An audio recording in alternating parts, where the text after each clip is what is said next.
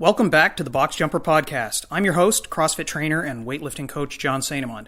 It's been a while since my last episode, but I can tell you that I have ramped up and I have several episodes coming not too far apart now, so stay tuned for more episodes on the way. We're back again for another great chat about fitness. This episode is a fun one for me. A couple of episodes back, I did an early review of the online program for CrossFit Linchpin. It's something that I had just signed up for, and I had gone through the 1 week long free trial. It's the brainchild of none other than Pat Sherwood, who is a member of the team at CrossFit HQ, specifically working in their CrossFit Health Initiative. He has a pretty interesting story about how he got into this whole CrossFit space, and we talk about it in our chat, so I won't reveal any of that here in my intro. But what I do want to say is that I picked Pat to interview for a pretty selfish reason. I'm impressed with his programming ninja skills, and so having an opportunity to talk with him was just too good an opportunity to pass up. So when he agreed to be on the podcast, I was pretty excited. When you want to get better at anything, it's a good idea to spend a lot of time actually practicing, but also surrounding yourself with people that are better at it than you are, so that you can learn and observe and absorb what makes them experts. So when it comes to programming, that's exactly what I see in Pat. Someone that's refined his craft, knows exactly what he wants to achieve with it, and wastes no effort in getting it right. The icing on the cake for me is that I also get to observe in real time the reaction from his very large online community. I get to see their reactions to the workouts themselves, and they're athletes of all levels. It's like being an observer in a giant lab experiment. So for me, it's fascinating stuff and an invaluable opportunity for me to learn and apply that learning to my own programming efforts. So let's get into it. In 10 seconds, we'll do a deep dive on the journey that took Pat Sherwood from Navy SEAL to Master CrossFit Programmer and where his adventures may take him next.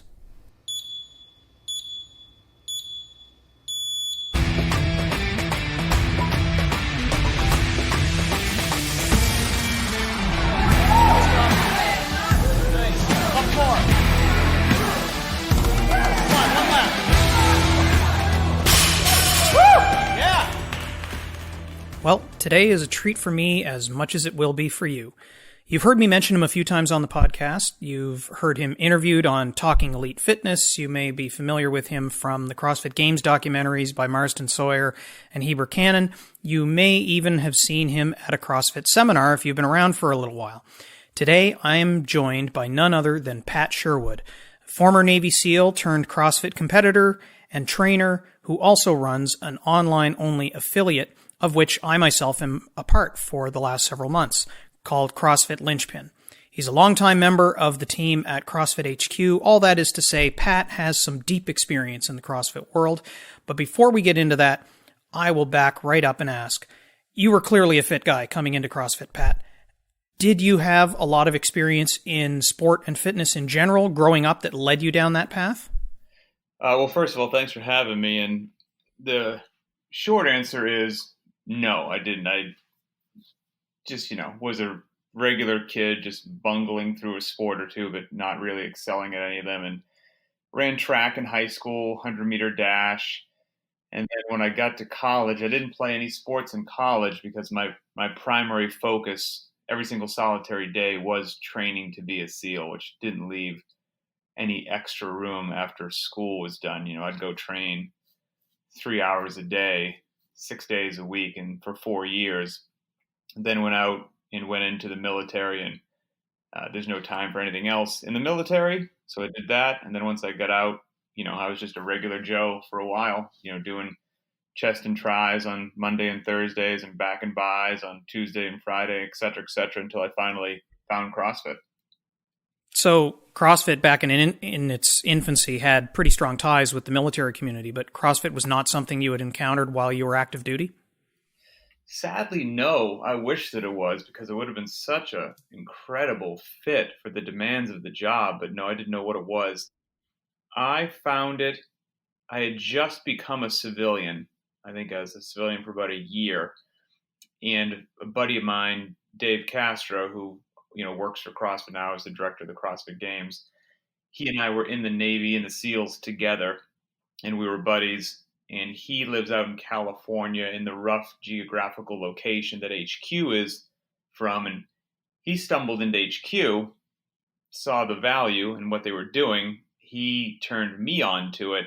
And I started doing it after he pointed me in that direction. That was back in 2005. Okay, right. So small world. So you've been at it for a very long time, since some of the early days of CrossFit. That's some pretty impressive longevity. How's the body handling it? It's holding up great, quite frankly. It's wonderful. I mean, I work out. I think one of the genius parts is I work out volume wise a sheer fraction of the time I used to. Like I said, I used to just throttle myself training 3 hours a day to go into teams and all that. And, now if I was in the gym an hour these days, it'd be a very long session. So I think the mere fact that I'm training a lot smarter than I ever have has enabled me to go for a decade and a half of continuous CrossFit training and feel fantastic. Now, you got involved as a competitor not long after starting and became an organizer, part of the media team for the CrossFit Games as it evolved over the years from its early days to what has become a significant event with very high-level competitors at the top of the sport. What did it feel like to compete in the Games in 2009 in those early days, and how have you seen the landscape change? 2009, it was a different beast. Like you said, there was a few years of evolution since then, but the landscape was orders of magnitude different than what it is these days. And when I made it to the Games in 2009, I just don't want to say I was lucky, but to some degree, I don't know, I think I was just lucky. I showed up to the Mid-Atlantic qualifier that year, was not doing anything special in any way, shape, or form to train for the qualifier. There was no extra volume, no extra nothing. Just like, I had that weekend free and figured I'd show up. And I took the very last spot. I think they took 6 people that year from the Mid-Atlantic, and I occupied spot number 6, and it was a battle up into the very last workout between me and 1 or 2 other people just to see who would get that spot. And I sold my soul to the devil in that last workout and squeaked in, and then went to the Games, and that was that. It was a cool experience. I'm glad to have been a part of it. When and how did you become a part of CrossFit's seminar team? What was your transition from participant to competitor to seminar team member as a full-time member of CrossFit staff? I struggle to find when exactly it was because it's been so long now. It's tough to imagine when it wasn't happening. So in August of 2005, I started doing CrossFit in my garage. And I want to say maybe in 2007, early 2007 is when I started helping out. HQ was very early in their seminar career and whatnot. And every now and then they would have a seminar on the East Coast. I was in Virginia Beach, Virginia at that time. And they would have a seminar. Popular spot was in the state right below Virginia, North Carolina, and Charlotte, which is like a 3-hour drive for me. Right. And Dave had begun working for HQ by that time.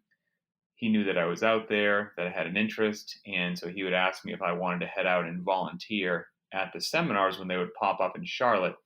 And I would always say yes, because I loved CrossFit, loved being a part of the community, loved learning, loved interacting. There was a lot of growth happening. And so I just would show up, and back then I didn't have any actual complicated responsibilities. I always say that I was like a new kid or a young kid at a construction site where, all the veterans know what they're doing and you're the new kid, you don't know what to do. Right. So you just hand somebody a hammer or go get them coffee or make a lunch run. And then after you watch them for long enough and they realize you're not a total knucklehead, they give you a little bit of responsibility, see if you screw it up. If you don't, they give you a little bit more. And so that's, a crawl, walk, run, very slow evolution I had from just volunteering and taking out the trash and getting Nicole Carroll and Greg Glassman coffee when they wanted it, to eventually it became my full-time occupation. So you started with the seminar crew just being a capable guy. Obviously, you must have had some of the skills that they were looking for in terms of the ability to present the material and provide the cues and instruction that they were looking to impart on future CrossFit trainers. The L1 course that I did was exceptionally well polished. It ran like clockwork. It didn't feel like there was a wasted moment in the 2 days that I can recall, and it was a really effective program, from the quote unquote classroom instruction of the methodology to the practical sessions where we actually got to do some practice coaching and discuss faults and cues and cues for correction with the instructors. It was clear to me anyway that that a lot of time and effort had gone into making the program what it was. And that was back in 2015. So looking back at it now, how much has the L1 certificate program changed since you started with it? The evolution has been, it's hard to comprehend how far they've come from back then to now. And there's a lot of depth in that question. So when I say they've come a long way, I mean literally in every aspect of the level 1 seminar. The core content has not changed. What CrossFit is today is what CrossFit was back then. Right, so yeah. The methodology. If I go back and look at some of the earliest articles in the CrossFit Journal, much of the content is a key part of the L1 seminar that I experienced. So it's clear that the foundation has been set for some time. Right. I mean, it is what it is. So the core key nuggets and principles, the methodology, that is what it is. But what everyone has learned how to do is to deliver that information in a better way for a greater level of understanding, a better level of interaction. So that has progressed incredibly. The level 1 staff every year gets better by a degree that's almost you can't fathom, because they have an amazing culture of providing each other feedback. They're always sifting through the ashes to figure out what went well, what could we have done better. So there's a continuous evolution on the improvement of those courses. So they're phenomenal. They're top notch. The trainers are top notch. To wear one of those red shirts and be a member of the CrossFit training team is no easy feat in and of itself. It is profoundly difficult.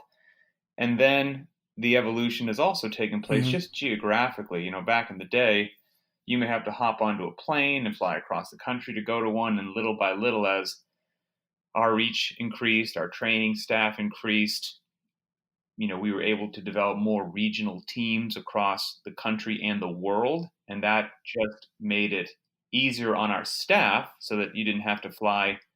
There was back in the day, I'd fly from Virginia to Sydney, Australia for the weekend. So, an 11,000 trip miles each way just for the weekend, and come back and you're just wrecked for 10 days from jet lag. Well, now we have teams in Australia. We have teams across Asia. We've got teams everywhere. So everything is just better. But the content at a level 1 seminar, I was just in the level 1 in Portland, Oregon last weekend. Hadn't been to one in a while. And I just was standing there watching the staff do what they do, watching them teach, see, and correct movements, watching them just help people along their journey. And they are the CrossFit level 1 is just an experience like no other. Everything you learn there is the real deal. There is no fluff. Everything that you're going to learn works and is time tested, and it is distilled down to the essential nuggets. Mm-hmm. And I know people will say that I'm biased, and I am, but luckily my bias is strongly supported by the fact that it's just amazing. It really is. I mean, my experience was absolutely incredible. And I'm a skeptic by nature. And so, going into that weekend, I was thoroughly impressed. Both of the instructors were incredibly knowledgeable. There wasn't a question that they hesitated to answer. They clearly not only knew the material, but really had it absorbed as part of their being. It was an extension of who they were, and they walk the walk, they talk the talk. Oh yeah. Like one of the guys, actually, interestingly, was closely connected to one of my neighbors, Jason McDonald. Oh, and he was fantastic, and the two of them put on a show during lunch, and it was absolutely incredible. And so he was best man for one of my neighbors. Oh, okay. They grew up together. And Small world. so, when I mentioned it to him, he was just thoroughly impressed. And it was an absolutely incredible program.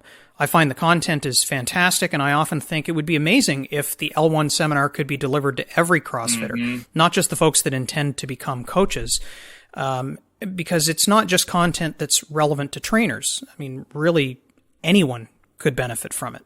One of the things that I talked about in one of my past podcast episodes was the idea that, being a coach, or more specifically, having the mentality of looking at other people's movement and analyzing that movement for faults and looking for opportunities to correct gives you a lens on how you yourself move. And so you can immediately benefit from having those optics and having your mind rewired a little bit to think that way, whether you intend to coach or not. So it'd be incredible if the L1 program was something that just everyone could attend. There's no way you can't sit through that weekend and just not walk out better in some way, shape, or form. You said you started by observing the seminars. How did you transition from observation to delivering the seminars? There was a need, and so I was there geographically, and then just, from being on site, I was learning firsthand the lectures, the content. I would observe some of the best trainers run a small group and teach, see, and correct movement. And so I got to just soak it all in over and over and over again, which was such an incredible luxury that I don't take for granted, such an amazing benefit. And then I enjoyed it, so I just kept coming back. And like I said, they would then, give me a lecture to try and see how it went. I did well. Give me another one. They'd let me run maybe one movement in a small group as a more veteran trainer oversaw me, see how that went, give me feedback. And then I kept enjoying it, and I was doing an acceptable job. And so I just started getting more opportunities to do it more frequently. And I kept saying yes, because I did enjoy it so much. And then the frequency just increased. And before I knew it, that was what I was doing for an occupation. It was wonderful. Now, as I understand it, the certificate and certification programs have changed significantly over the years. As of today, it's 4 different levels, with a distinction being made between certificate programs and certifications that require continuing education on an ongoing basis. At what point did the program expand and evolve to include the levels and program content and requirements as they exist today? Man, that's a great question. I'm not exactly. Yeah, it was an evolution. I mean, back in the day, there was just the level 1.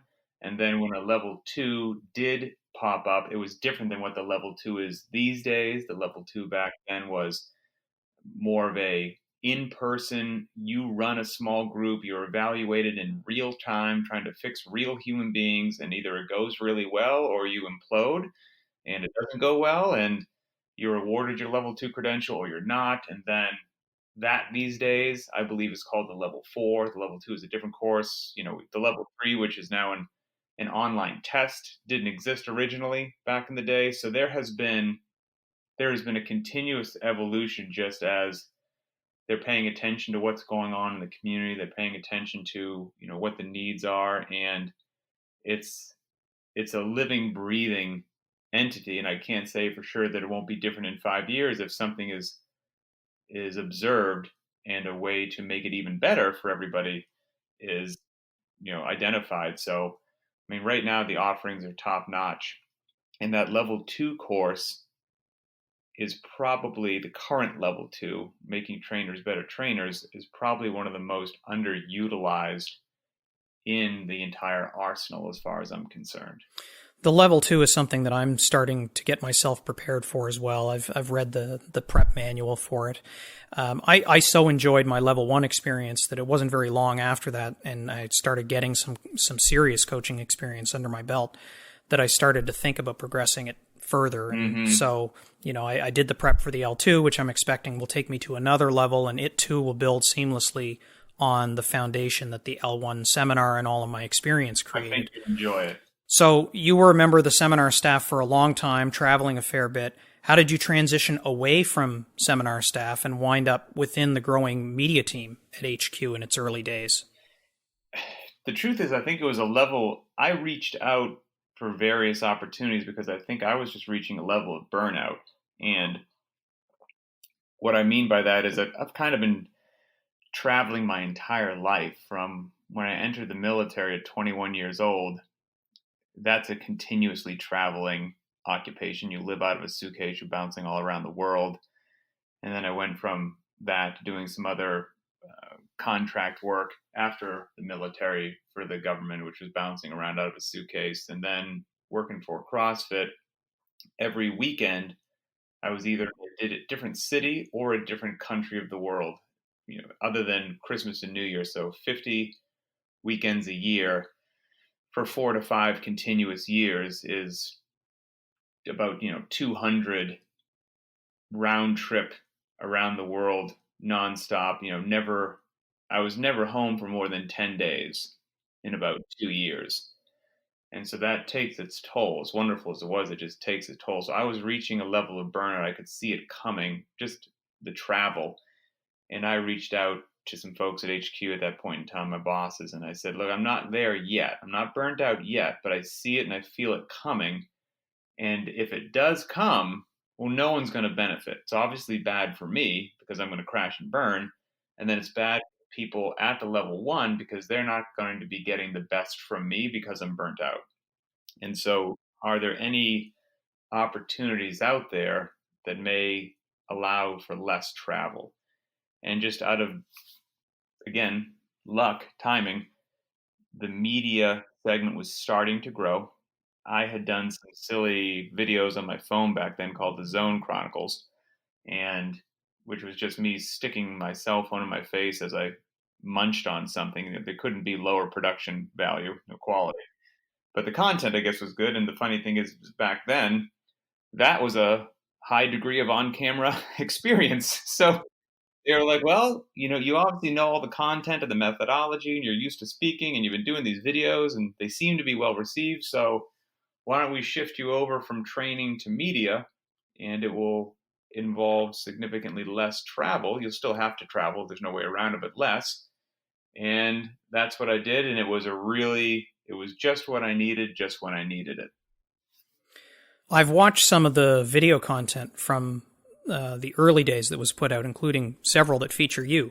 One in particular that I really quite enjoyed and I felt was timeless and applied to me directly was one in which you broke down the overhead squat for a complete newcomer to lifting. And I picked out all sorts of cues that were ideal. Those were things that I think I know the ones you're talking about, and most of those I would assume were done at CrossFit HQ when I was involved with the media team. Yeah, and if you go back and watch some of those early videos, while the production quality may differ over time, it's a lot like the seminar content. It seems like the foundation of what we see today remains the same. And so the polish and precision and production quality have grown with technology and the experience of the team behind it. Oh, sure. But it does seem like it's essentially the same content in an early form.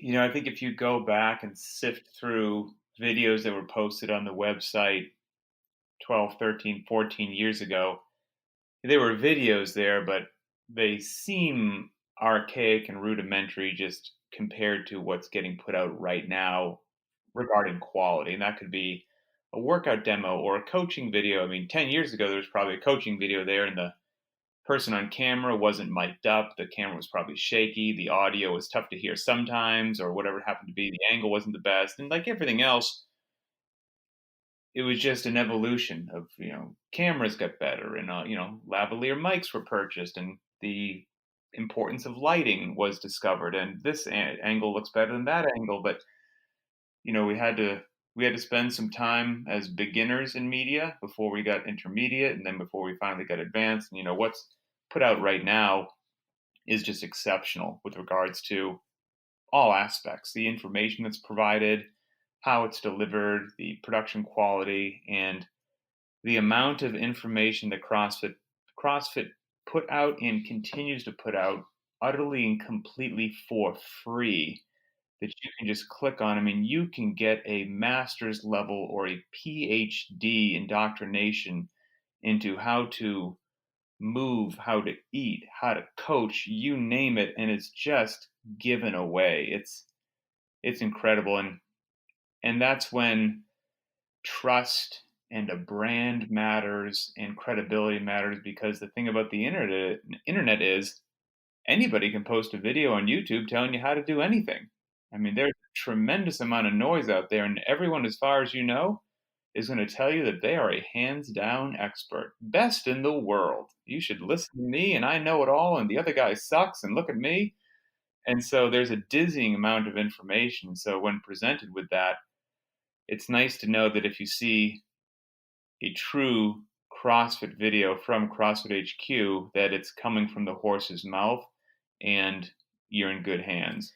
I think what's changed about the way that CrossFit is presented now is in part influenced by the tools that are available to people that are in every corner of the fitness space. Mm-hmm.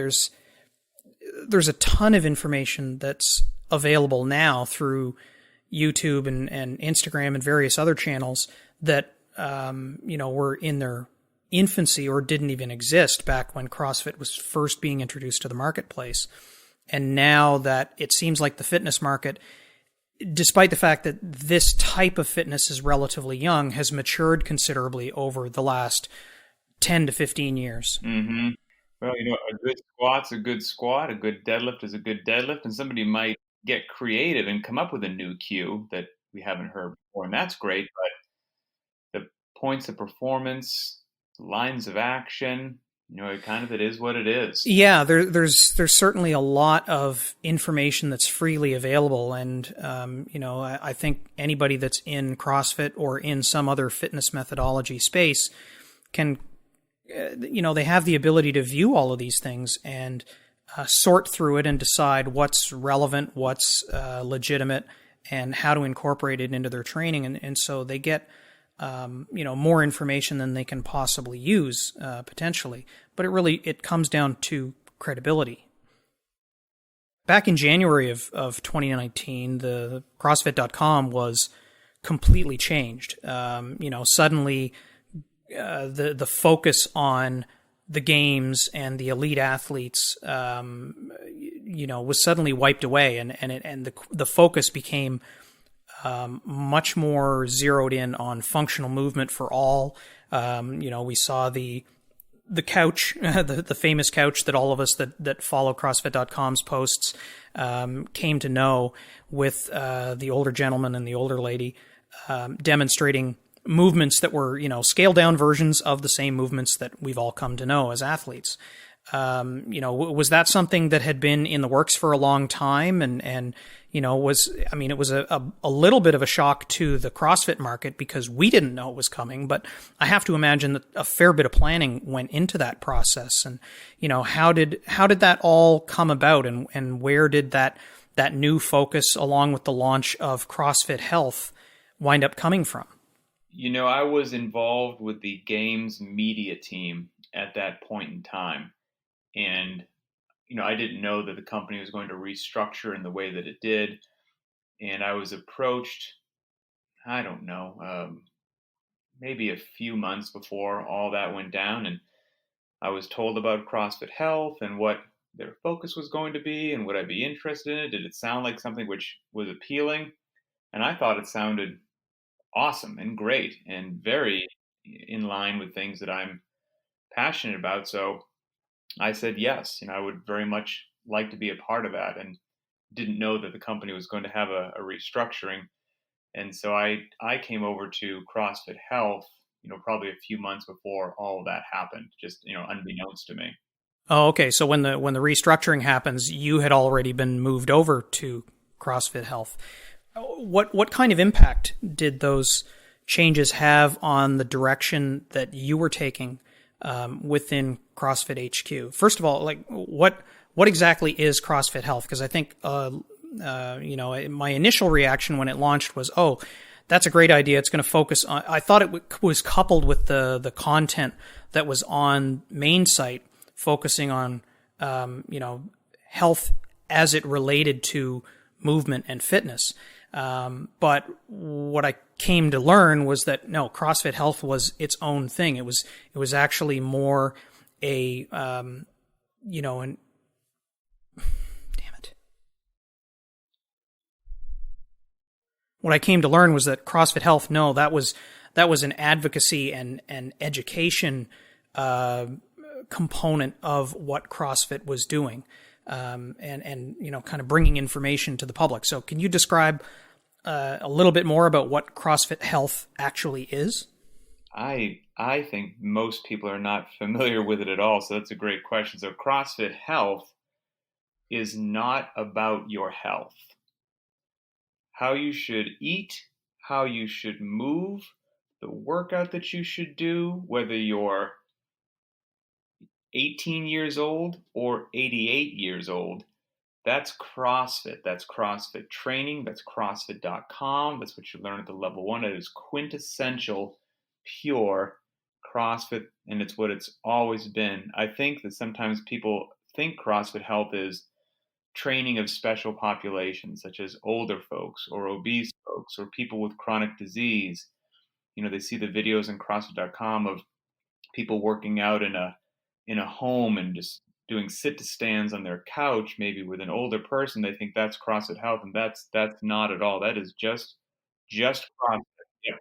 So CrossFit Health is an investigation, we say, into the ills of modern medicine, what's going wrong with modern medicine, and all the scientific misconduct and fraud that has sadly provided a tremendous amount of horrifically inaccurate information presented as credible data to the population, and has led the world into a very sad state of affairs regarding health and chronic disease.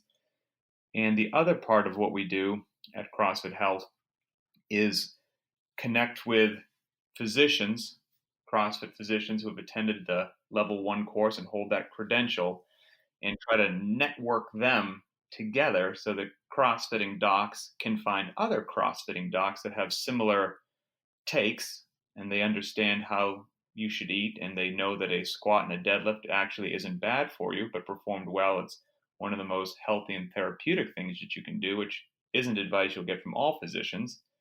And when we're in the process, as we speak, of developing this network, once it is active, it will also allow a very growing number of people around the world who would prefer to be seen by a CrossFit doctor to find their nearest CrossFit physician and go seek out treatment from that person. So that's what we do at CrossFit Health.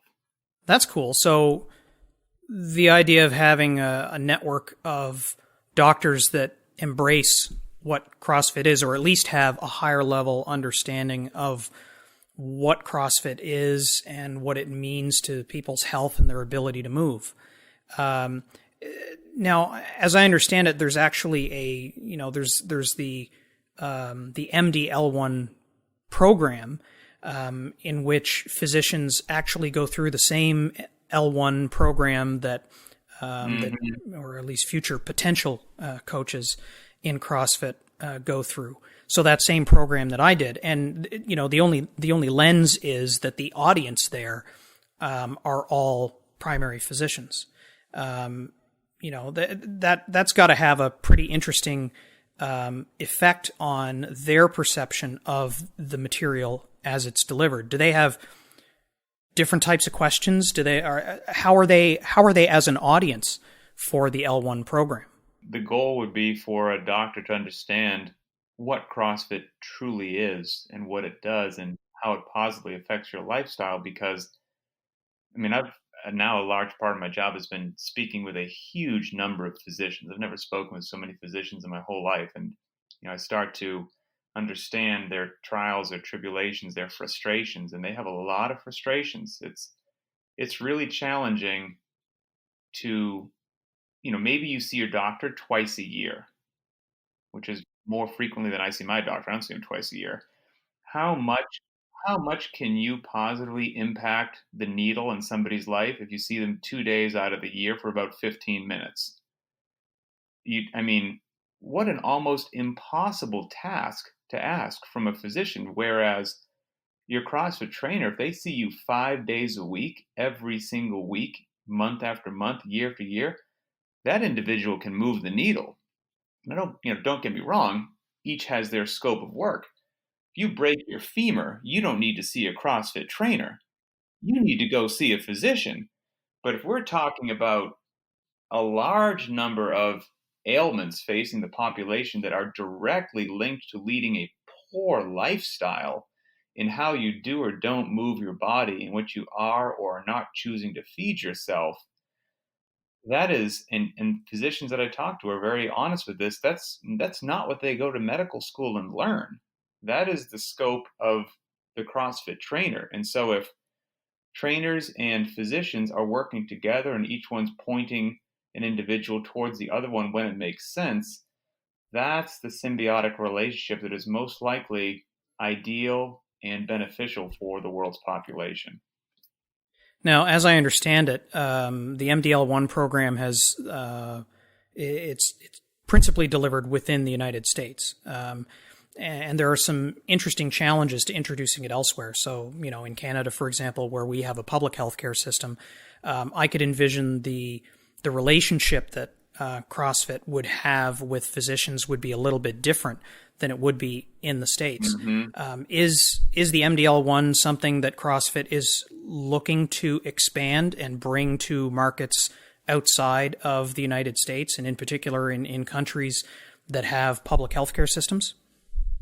I think I feel like we have done one outside of the United States. I believe we've done one. I could be misspeaking, but I'm almost positive on that. However, that being said, even if we have done one, that means 99.9% yes, have been done in the United States. And I'm not sure what the plan may or may not be to expand that at this time.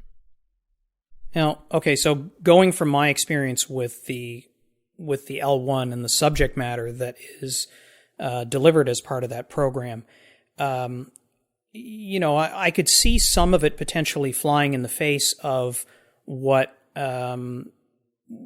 specific training doctors receive in medical school. Sure. Yeah. Even my daughter, who's become a nurse, spoke to me at the time that she was going through her training about the fact that, so much of their training relies on, they go through the process of diagnosing what the symptom. Well, first they listen to what symptoms are, and then they go through the diagnostic process. But they're very focused on addressing what the symptoms are, and some of that comes from medicine. They're not trained specifically to get into the physical side of their patient's health.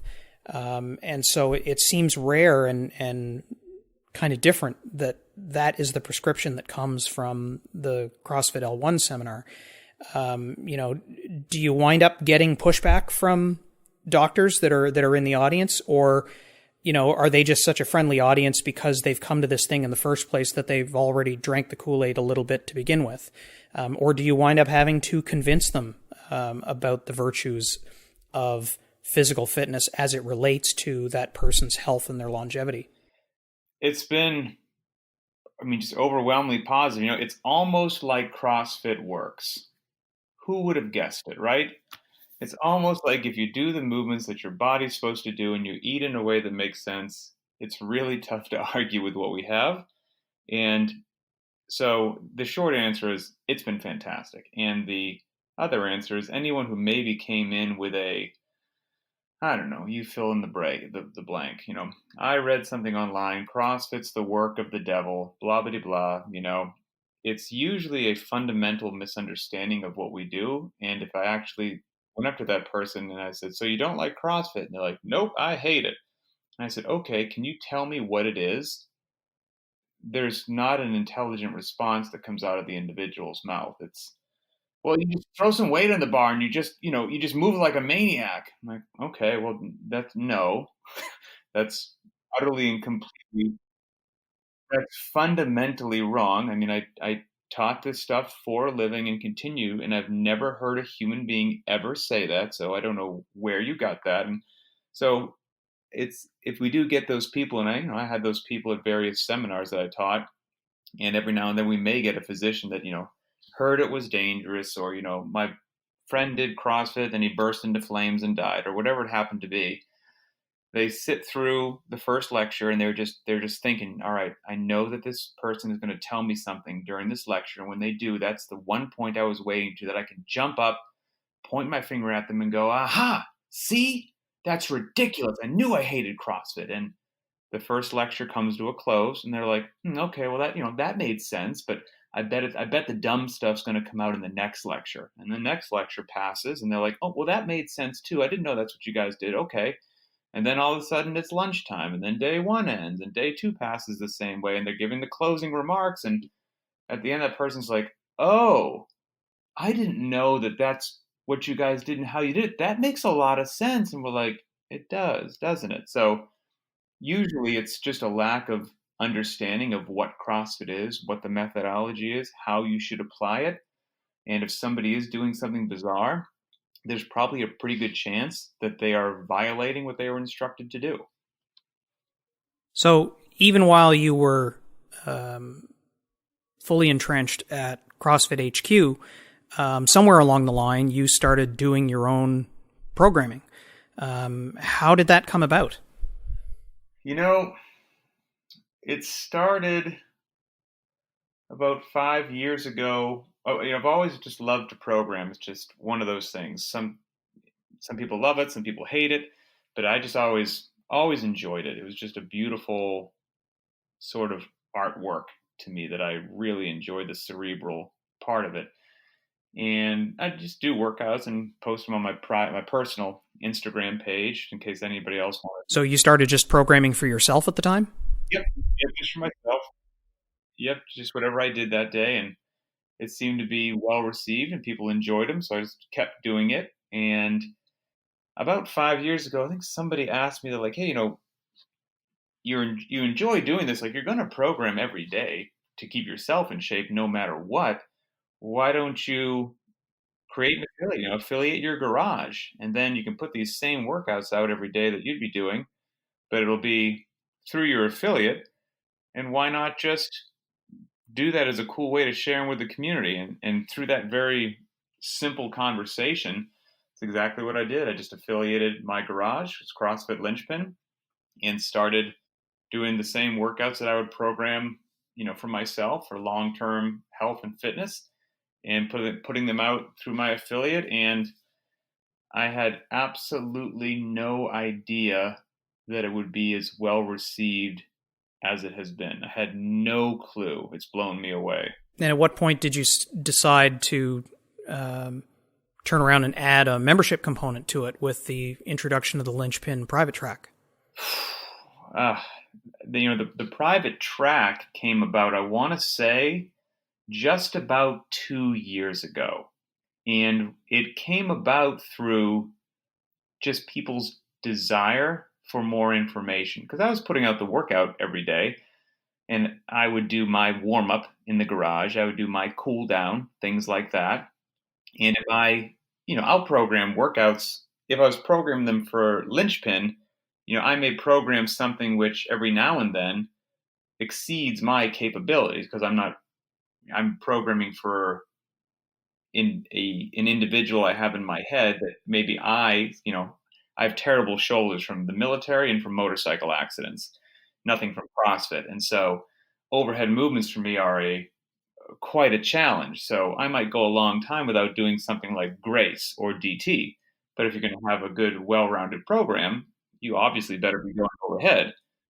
So I'm going to program things that I would have to scale for. So maybe I program DT. I'm clearly going to scale DT that day because I'm just not going to throw around 155 overhead. And so people would be like, well, hey, I've got this thing going on. I want to scale the workout. How should I do that? Or what's a good goal time for this that I should know whether or not I should scale? Or what should I do for a warm up today? Or, there was all these just more questions and more questions. So it became obvious to me that there was a desire for a fully laid out daily training protocol from start to finish, from warm up to workout to scalings to goal times to modifications to limited equipment to stretching to everything. And that obviously requires a tremendous amount of time, and I wasn't just going to individually answer 400 questions on Instagram every day. So that's a profoundly poor use of my time. And so I started the private track, and it doesn't scale at all, and so the private track was born, and my goal, quite frankly, just following what I'd learned at CrossFit HQ, was to undersell and over deliver, to provide just a crazy over the top amount of profoundly useful and vital information, either for free or for such a reasonable fee that people were like, this is ridiculous. And that's, I mean, I use what I learned at CrossFit HQ, quite frankly. And that's why the workouts at CrossFit Linchpin, they're not behind a paywall.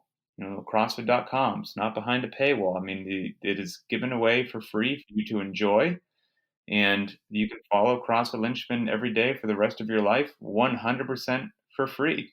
But if you want, everything else laid out for you and access to the private Facebook group, which has an incredible community, and Beyond the Whiteboard subscription to track everything, well, I mean, that comes at a cost. It's a measly $10 a month, but it comes at some sort of cost, because it obviously, like I said, it takes time to put all that together, to do it well and to deliver.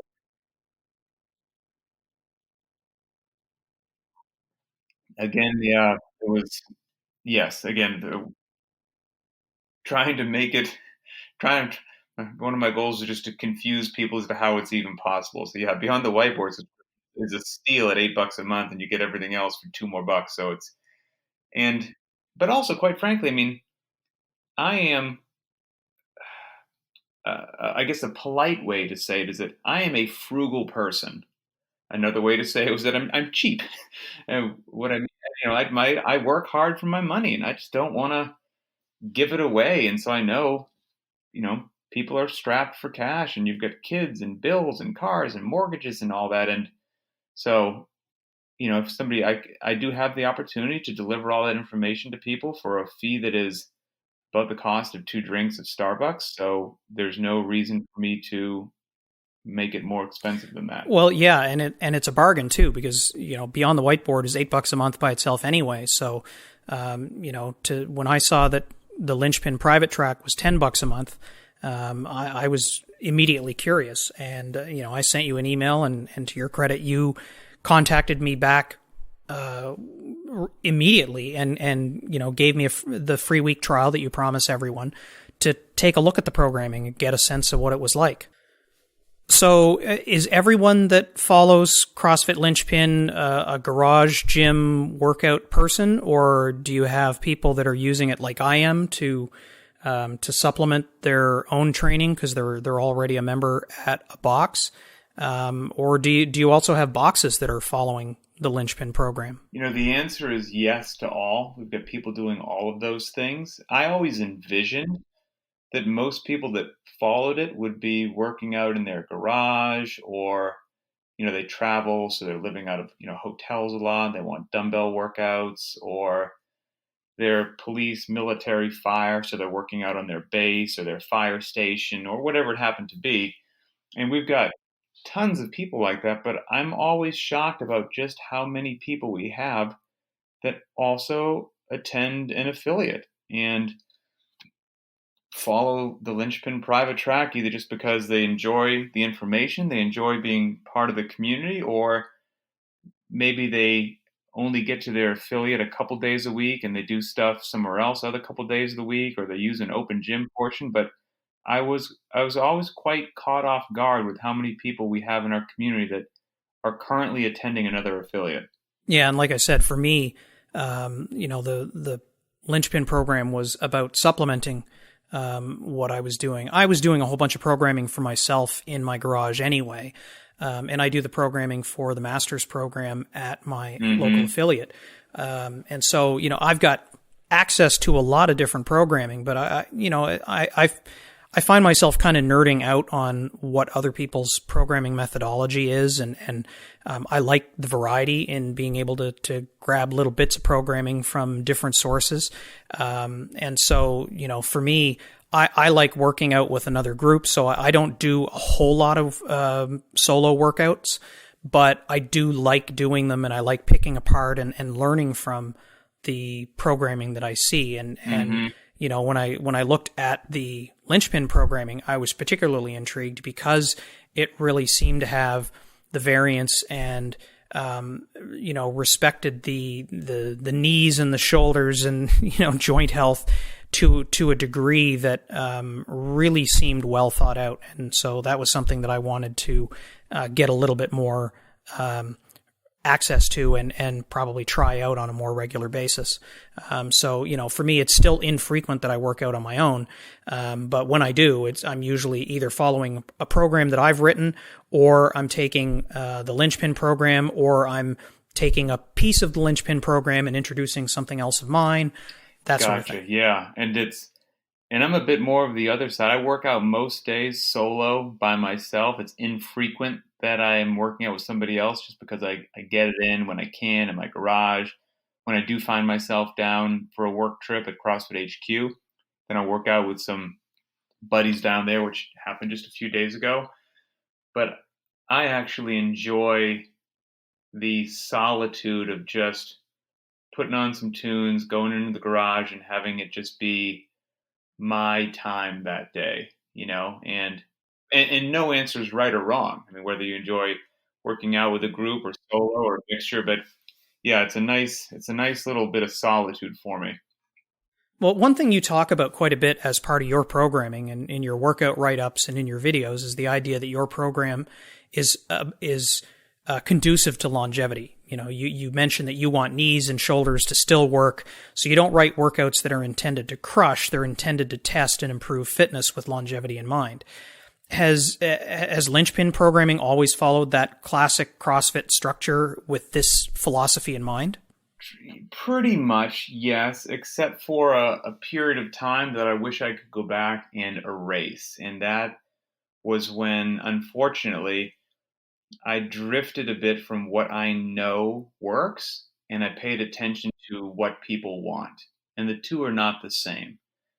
Sometimes what people want and what they need are often not the same. Most people probably need to save or invest money, but they want to spend it. Most people probably need to eat healthy, but what they want is to have the delicious treat. And, the list goes on and on. They need to read a book.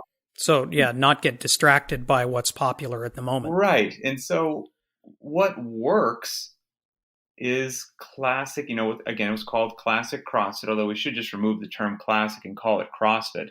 What works is CrossFit, which is living your life in couplets and triplets, going heavy at least once a week, and every now and then going long, obviously with paying attention to a tremendous amount of other factors such as loading and movements, et cetera, but that's what works. And what people want might be a heavy lifting bias or a lift every day and then a workout.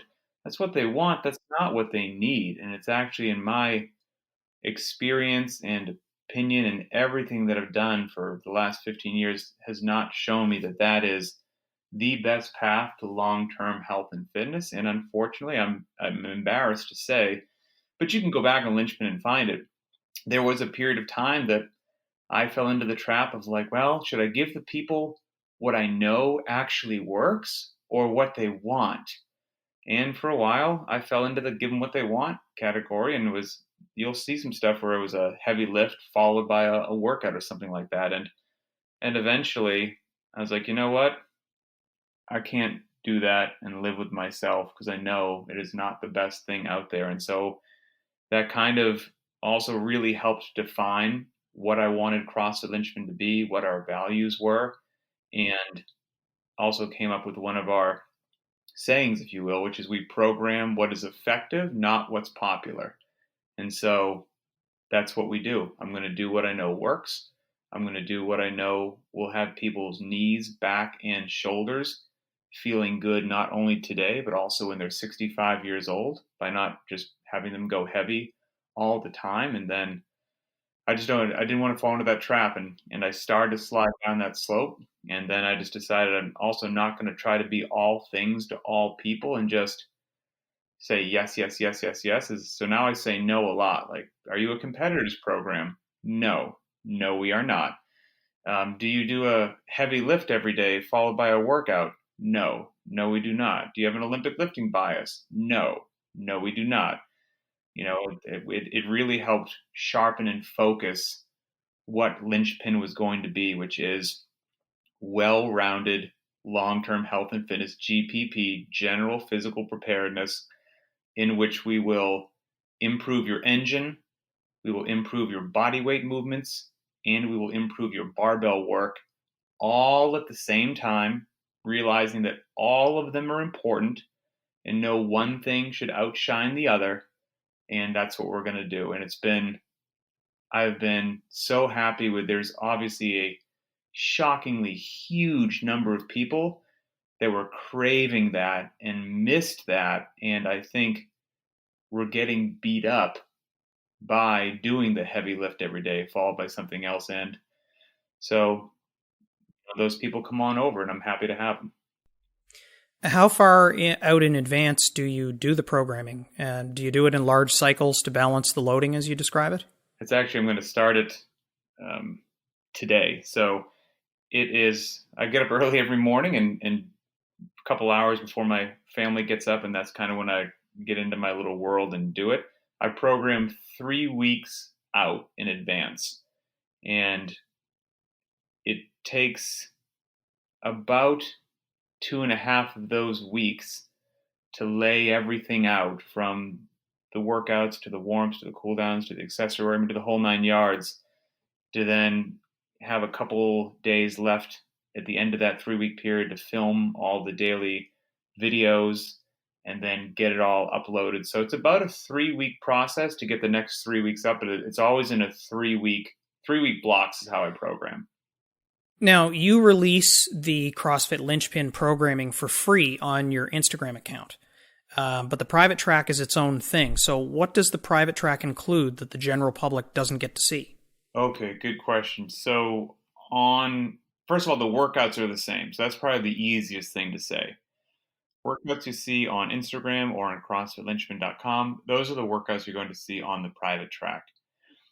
The only difference is there's the private track subscription for individuals and there's one for affiliates. So the difference for the affiliates is every Thursday and Sunday on the individual subscription and what we put out on Instagram and CrossFitLinchpin.com, Thursdays are rest days and Sundays are rest days.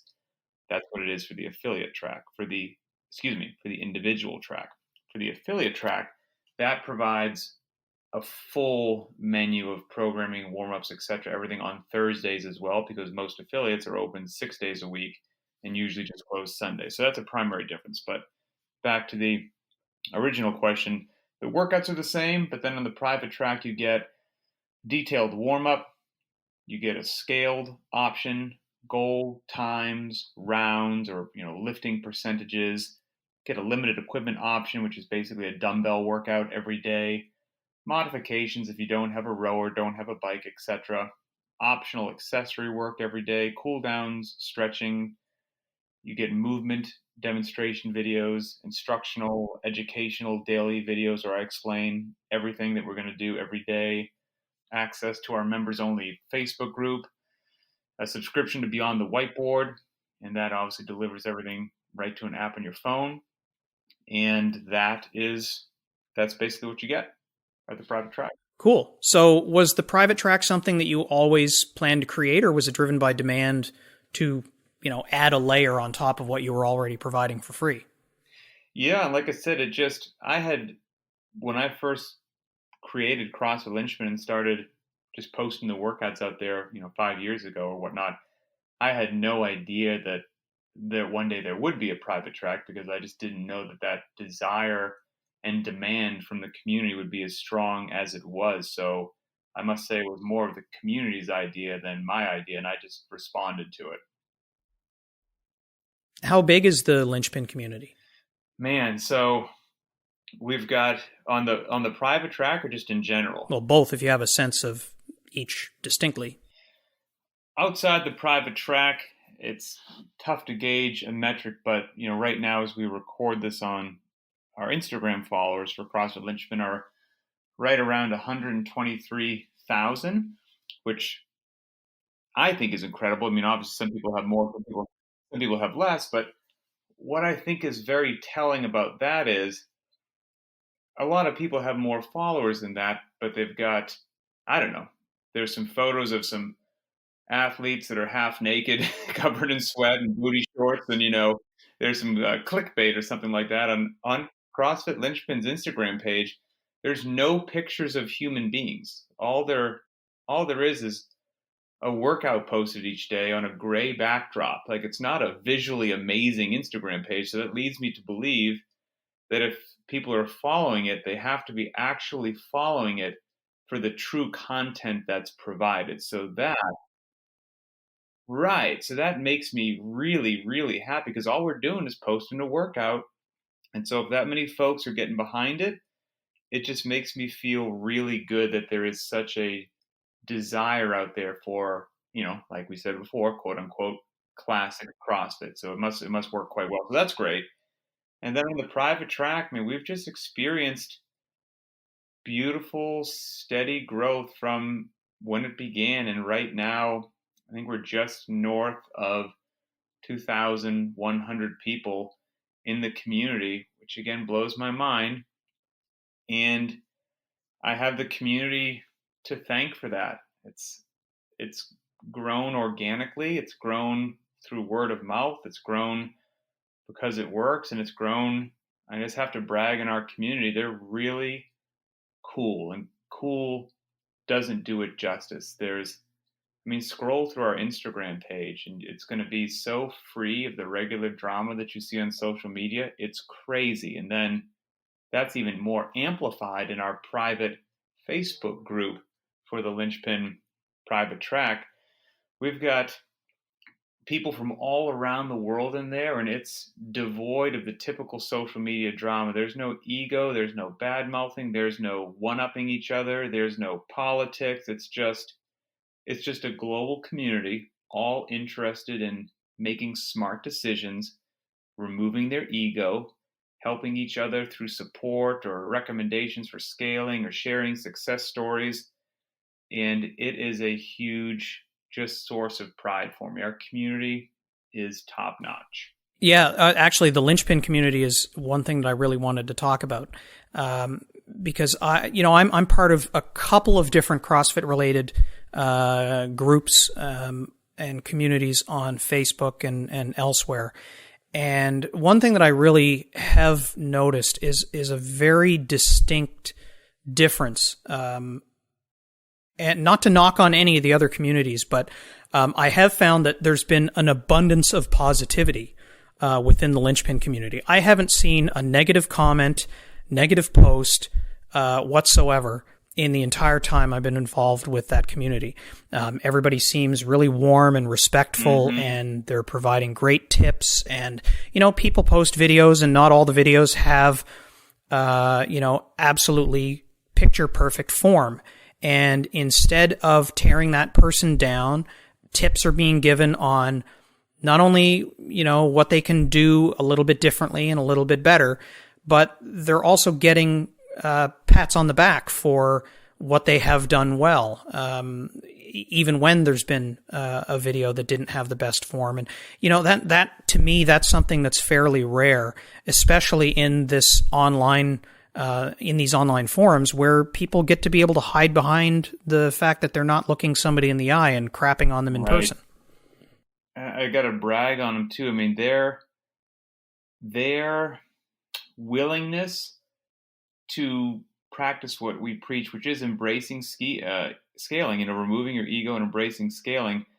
People scale all the time, and they do it with pride. It's not this shameful, like, oh, I couldn't do the RX workout, so I did a subpar workout. Like, no, they love scaling, and they show it off, and they're all about it, and it's just warmly received. And again, it just makes me smile. Well, yeah, and it should. I mean, the community that I have seen has been fantastically positive. Is the growth of the Linchpin community driven from within the community itself? I mean, like in my case, I heard about it from someone else here in Nova Scotia that was following it, that mentioned that he was working out in his garage and following your program. I think so, because really the only, quote unquote advertising that I do is when I post the Monster Mash each week. I post a series of photos on the Instagram page as well that they kind of tell you what it is, and give some real testimonials from people that have done it. And I post stuff in our Instagram story, but that's it, really. So it's there's not this huge, profound, amazingly thought out marketing campaign. I just kind of figure that we've got a bunch of people out there that like what we do, and if they need the additional services that the private track provides, then they got them, and if not, hey, enjoy the workout of the day. So where do you take it from here? What are your plans for Linchpin going forward? Man, the short answer is I don't know, just because I do believe that no plan survives contact with the enemy. So whatever it is, if I laid out some beautiful 5-year evolution, something would get derailed. So I don't know. All I know is I'm going to just keep doing what we do. I'm going to stay true to what CrossFit Linchpin does, to what I know works, into building just the best community out there, because that strong community helps everybody stay consistent, helps keep them on track. They have fun. If you're not having fun, you're going to walk into the gym less frequently, or your garage less frequently, and then nothing's going to go in a good direction. If you overtrain people, they're going to be tired and sore. They're going to walk into the gym less frequently. Nothing's going to go in a good direction. So I'm going to just keep programming how I know to program. I'm going to try to put out as much quality, honest information as I can. And regardless of whether or not it's popular, I'm just going to try to keep telling the truth. And I have a feeling that everything will just go in the direction that it's supposed to go. Now, okay, so I know your wife does CrossFit, because you have her demo quite a number of the movements in your private track videos. So what about the rest of your family? I know you've got boys at home. Are they all working out with you on and off, or do they have a regular schedule? Or how much do they buy into this whole CrossFit thing? So my immediate family, my wife does for sure. She wanders out into the garage usually at a different time than I do each day, just because of our schedule. So she does, and then I just wander out there and I see whatever time or loading she did that crushes me. So it always helps keep my ego in check. My kids, I've got an 8-year-old and a 10-year-old boy, and they're just phenomenal.